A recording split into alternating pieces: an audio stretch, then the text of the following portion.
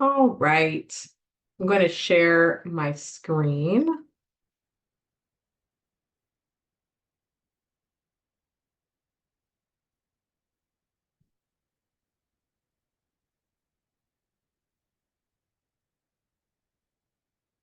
Here we go. Okay. So we may be able to end a little early today, but I'll open it up for discussion at the end. And we have a nice small group, so plenty of opportunity for informal discussion. So today we are finally in June. It's been a long ride, and we're getting close to the end here in terms of budget advocacy. Um, I got some information right before this call, and so shifted a little bit on what I think our very immediate strategy should be, but I even may be able to get additional information after the call, and then may follow up in an email with some additional action items. So we all have to be nimble, responsive to what we're hearing. So I thought we just really briefly, I know I emailed about this, so I don't want to go on and on about it, but just sort of remind everyone what was in the legislature's joint budget plan and what that really is. And then just share what we're hearing, what I did just hear about headed toward the three-way budget deal between the Assembly and the Senate and the governor. And then some actions we can take right now, and then we can move into discussion. So this is a very simplified, version of what's in that budget plan that we know of. But here just sort of highlights, what the legislature did. So the Assembly and the Senate went, and then they, had their final budget hearings, voted on what they wanted to accept or reject that the governor put forth in both his January budget and then in the May revise. As you all know, the governor cut things in the January budget, which included the Housing Navigation and Maintenance Program and the SILP Housing Supplement. That's why we all came together over the last several months. We then saw in May that additional cuts were made because he was trying to really balance out future years. And so the legislature came back with a very strong counter proposal on their version of the budget and said, the Assembly and the Senate agreed, we want to reject the cuts to all of these things that you see on the screen. And I really tried to focus on things that were related to, child welfare, youth homelessness, families with children, like child welfare. So this is obviously not exhaustive. This is sort of very niche, but the legislature, rejected the elimination of the Housing Navigation and Maintenance Program, rejected the elimination of FERS, the Family Urgent Response System, rejected the cut to foster caregiver approvals, rejected the cuts to the Emergency Child Care Bridge Program, which is for foster parents and also for young people in care that have children of their own. Rejected the cuts to the middle class scholarship, which even though it's called the middle class scholarship, it actually does benefit low income students, and it's part of an approach to make college almost debt free for foster youth. So it's an important piece of financial aid. Various CalWORKs programming, they did some rearranging of that and rejecting of many of those cuts. Bringing Families Home also did some sort of rearranging there, and rejected the trigger on the foster care rate structure. In addition to that, I wanted to also just share the legislature also appropriated new funding for that, obviously was not in the governor's budget, for the Homeless Housing Assistance and Prevention Program, or HAP for short. That program is important not just because it addresses homelessness in California, but it addresses youth homelessness. So it has a 10% set aside. So $1 billion for HAP means 100 million, give or take, for youth experiencing homelessness across the state. And it goes through the local homeless continuums of care, the counties, and the 13 biggest cities in our state.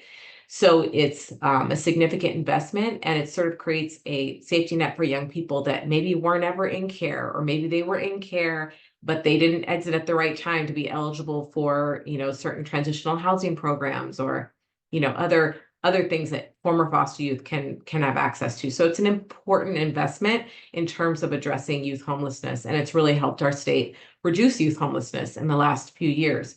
So that's great to see that that's being proposed by the legislature.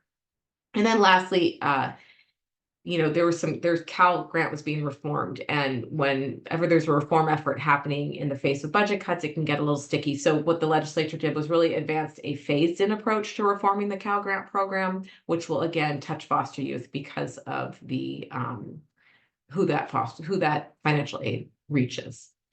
So again, this is not a presentation on the governor's or the legislature's budget plan. This is sort of just a sketch, but just to give people an idea, it was a very promising take on what they think should be in our state budget. And we now hope that the governor can come to agreement with them pretty close to what they've proposed.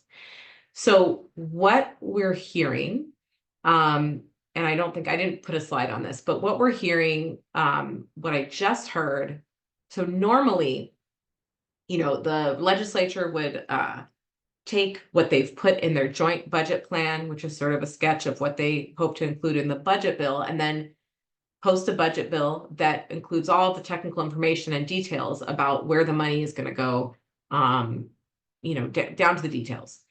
And it's the living document, the official document, that ultimately will be signed and dictate what our state budget is. But just it being posted or released, it can undergo amendments. And so what happens is the governor sort of tends to then respond to that, and they have these negotiations, and they need to reach a three-way deal where the Senate and the Assembly and the governor agree on something. That something goes into that budget bill, usually through amendments, and then the governor signs it. But what I did just hear was that there's interest in doing that sooner this year, and there's a chance that they may come to closer to a deal before this budget bill is posted, meaning the contents of this bill could be posted and they could be final. We may not see a bunch of amendments, and which that means that our actions need to be pushed sooner, because they're having those conversations right now and we want to influence them. And we have good standing in the sense that we are, and all of these important programs are in the legislature's plan. So the legislature intends to put those into their budget bill. But if the governor comes in and says, here are my concerns, that can shift. And so our goal as a coalition now is getting the legislature to stand strong on what they've said they'll do in terms of our priority programs. And to thank them. And then to tell the governor, these are the important things. We want you to preserve these programs, and these are things that the legislature has also identified as a priority, and so this is what we want. This is what we want you to do. So in that vein, we have sort of three entities that we want to influence. We have the Assembly, the Senate, and the governor. So the Assembly leadership is the Speaker of the Assembly, Robert Rivas. Assemblymember Robert Rivas, Speaker Robert Rivas. And the Senate, it's the Senate President pro tempore, or the pro tem as we call him, Mike McGuire, Senator Mike McGuire, pro tem Mike McGuire. And so those are the two leadership on either side of the House. So after the budget chairs sort of do what they do, it really goes up to leadership, and leadership are kind of the key, negotiators with the governor, essentially, their offices. And so we want to tell them to stand strong with what they've said they'll do, and that we appreciate them, and that we want them to continue to prioritize this population. On the governor's side, he has not got there yet, right? So we want to just ask him to, restore what he's cut. We want him to preserve these programs, and so the language you can see in that box is a little bit different. So there's phone calls you can make, given how quickly we hear things are moving. I was thinking, I sort of shifted from letters to phone calls at the last minute before this coalition call, given what I heard, but I also feel like it could be a letter or a call. So what I'll do post this call is write up a template for a letter for people who may be like, that's the approach they want to take. I think you could do both. You could do either or. But obviously the call is the quickest thing, like you could do it today. Or you could do the letter today, but the call is the quickest thing. So that's what I have here. And with the Assembly and the Senate, you're calling their offices, just to kind of give you a picture of what you're walking into here. You're calling their offices. Usually a front desk person will answer. When someone answers the phone, it's just sort of like launch into a long thing and expect them to be able to take notes is a little bit challenging. So what I suggest is sort of saying, hello, I'd like to make a statement on behalf of my organization. Or if you're not with an organization, I'd like to make a statement about budget items or take a position on budget items. Can I share that message with you? I'd like to share this with the pro tem or with the speaker. And then that person will either say, sure, let me take that down, or maybe they'll shift you to a different person. Maybe they'll put you on hold for a second so they can get a pen. Like, who knows what's going on there, right? But wait till you have your moment. And then we can't be long-winded because they're probably getting lots of these calls. And you want to get the information out. So I am, Simone Turek-Lee. I'm with John Burton Advocates for Youth. I'm calling to thank the Assembly for a budget that protects foster youth and urge the Speaker to stand strong on the legislature's preservation of the Housing Navigation and Maintenance Program and removal of the trigger placed on foster care rates. If it's the pro tem, urge the pro tem. And by the way, I know that there's other programs people care about. You don't have to make different calls. Like if you're calling about FERS, you could call about FERS, HNMP, and removing the trigger. You can list the things that are being prioritized by your organization, all in one phone call. So don't feel like you have to make these like separate calls. You need to call and tell them what it is that you're taking a position on, and they'll be sort of tallying like how many organizations, how many entities are calling and saying they care about these things and noting which things they care about. So again, if these are not the only kind of two things that you're prioritizing, feel free to just sort of make your list of the things that you are taking a stance on, and then insert them into your sort of script here. With the governor's office, it's less of a front desk person just answering the phone. Hello, this is the office of such and such. You're going to get the sort of automated press, 1 for English, press 2 for Spanish, whatever. Then they're going to give you options. You're going to want to speak with a representative because you want to deliver this to a human. And then once that representative gets on the phone, you can leave the information with them. So, Vicki, you have a question. I do. Simone, thank you. I love how clear everything is. Could you just say that statement again when somebody answers the phone, like what you just said? Like, I'd like to make a statement. Sure. And I have it. Is this big enough for you guys to read, or is it showing up really small, the slide? I can see it. Okay.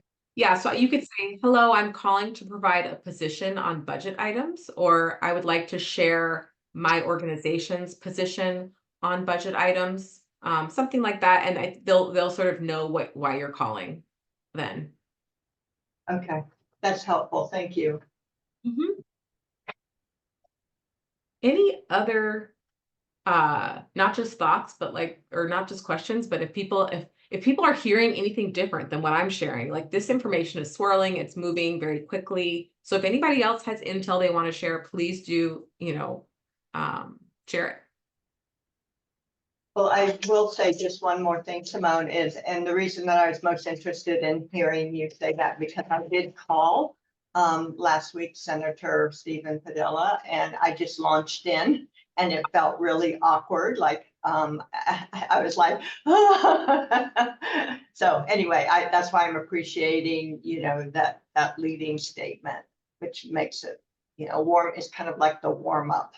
Yeah. Sometimes it's hard to think about literally, you're calling, you're like, the logistics get complex, and we want to make sure that people have enough time to do their job, to capture the information. So to make sure that they're ready on their end for it.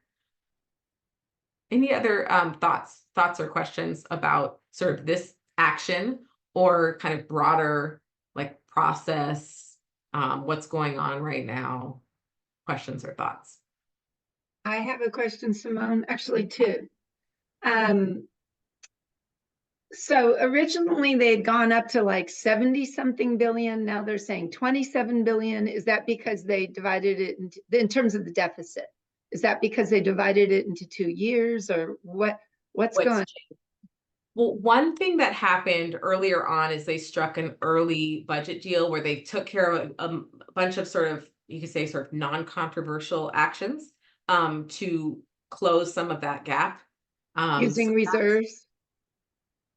they moved, God, I'm trying to remember what they did in that early action deal. They did a bunch of different things.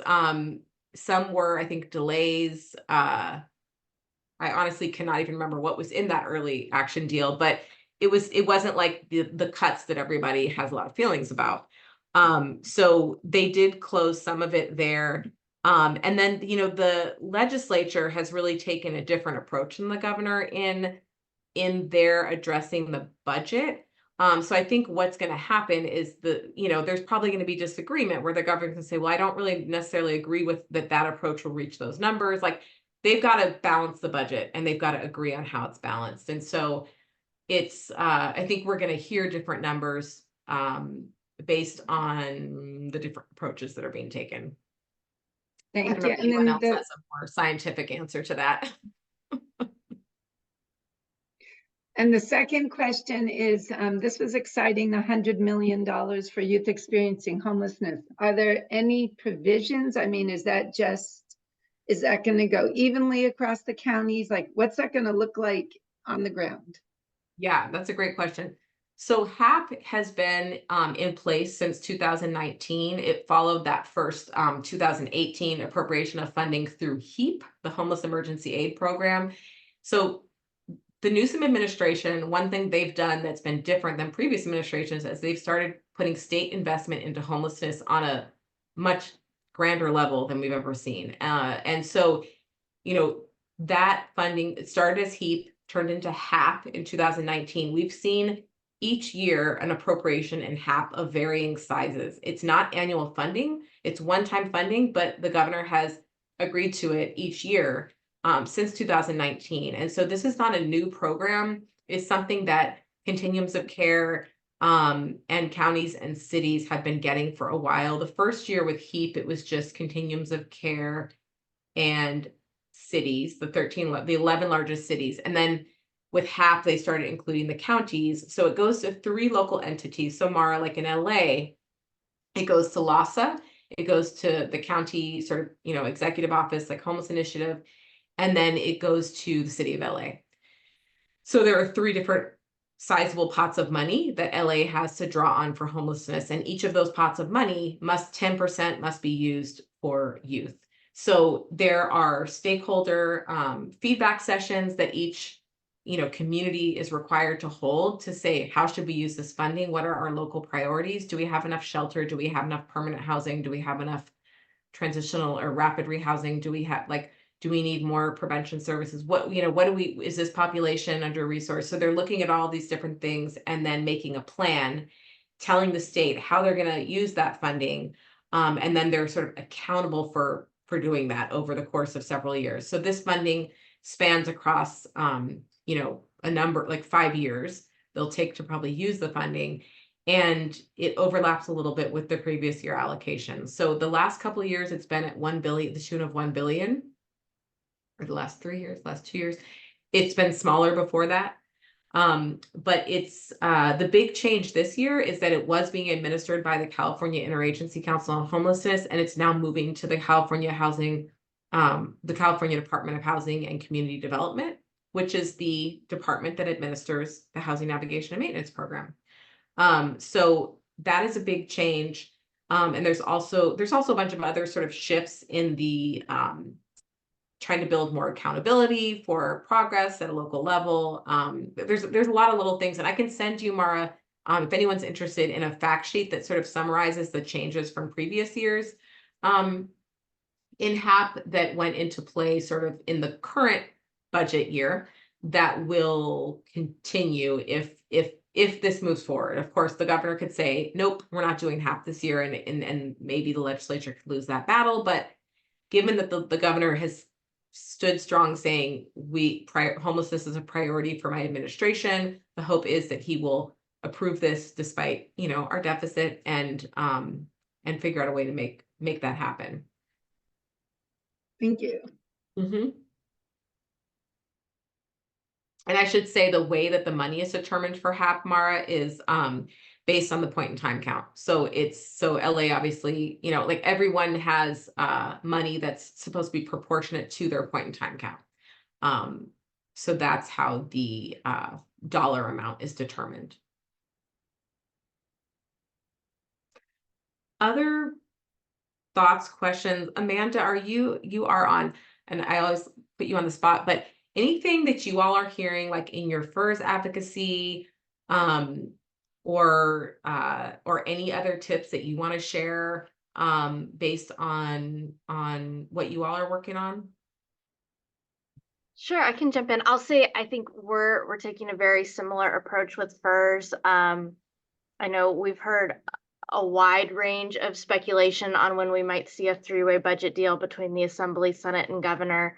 So I think anybody's guess at this point, but yeah, I mean we're doing the same push with FERS. I think with all the child welfare cuts, just trying to make sure that they hold firm, because you know they're with the May revise and then with everything else coming out, like there's just so much on the plates for everyone in these budget negotiations. So that's just one thing we've been kind of talking about, is how do we elevate up these child welfare cuts in spite of this large universe of budget issues that are at play right now.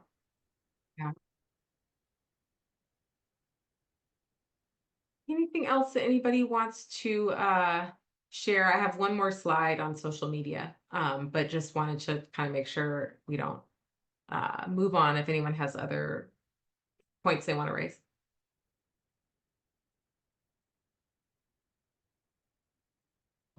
All right, so I'll and I'll send this out, and I may, like I said, I'm going to try to gather a little more intel after this call, and I may say, oh, and here's the letter option in the follow-up email, but this information will be in the email at a minimum.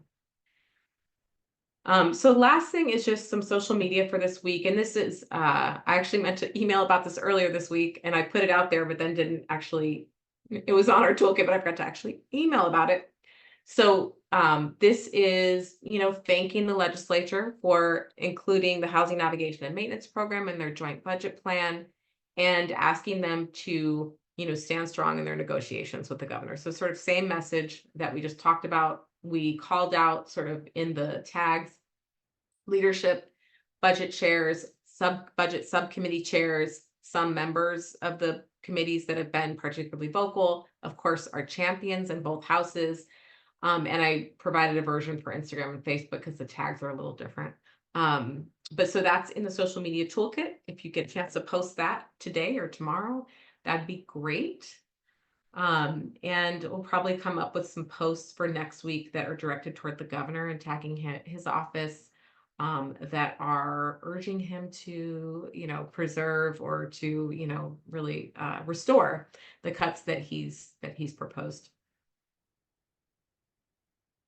Anything else anyone wants to share? And it could be about other programs being cut. You know, we're all sort of in the same boat in terms of this is what the communications are, and it's about getting to the right people and identifying what your priorities are.